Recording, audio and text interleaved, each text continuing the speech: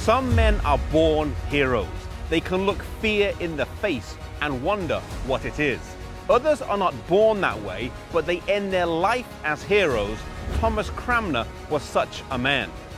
Born into a good family, a well-to-do family, here in the village of Ashlockton on the 2nd of July, 1489. Thomas Cranmer was educated from a young age, and growing up, we know that he was an expert bowman, hunter, and a great horseman.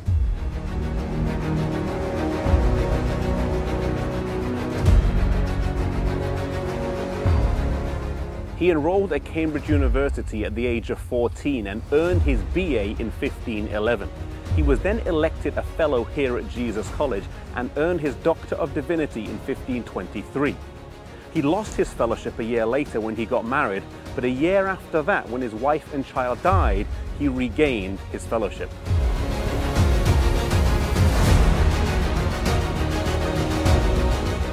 His rise to Archbishop was unconventional and not sought after.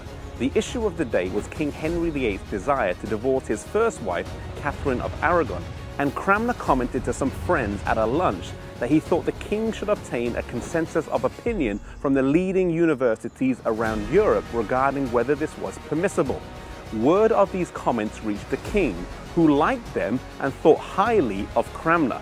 This set in series a motion of events that ended up with Cranmer becoming the Archbishop of Canterbury, even though he had never been a bishop before and was quite content being a university scholar.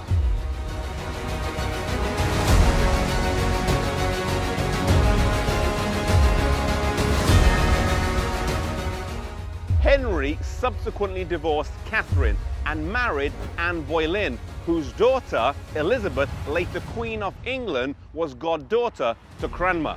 Henry's gift to England was to break the yoke of Rome and to abolish monasticism, but he himself was a faithful papist in his beliefs until the end.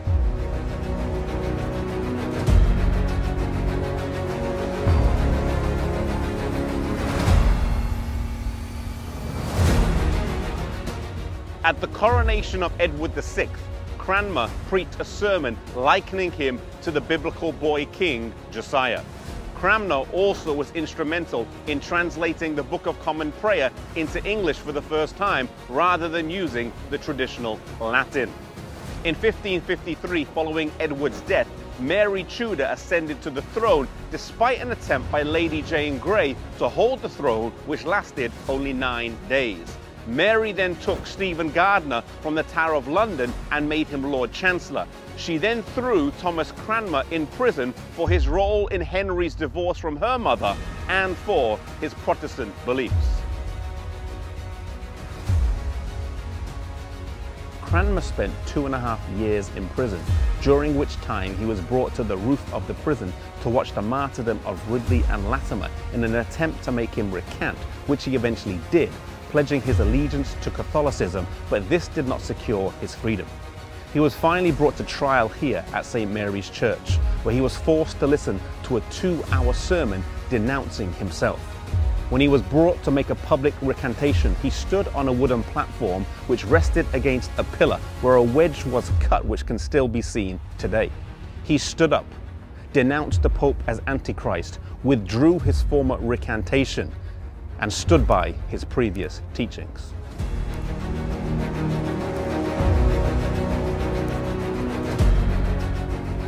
He was taken to the place of his execution, and as he reached the flames, he held his right hand in first, the same that had signed the recantation, saying, "This hand hath offended, it shall first be burned."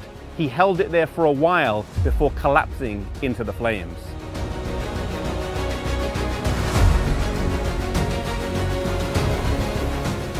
Mary went on to slaughter 250 more Protestants during her reign, and when she died, Elizabeth I took the throne.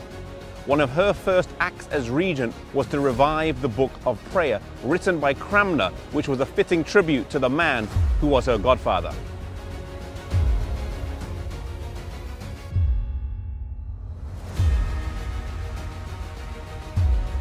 Though Cranmer recanted in the face of pressure and persecution, he ended his life a hero, faithful to God at the very end.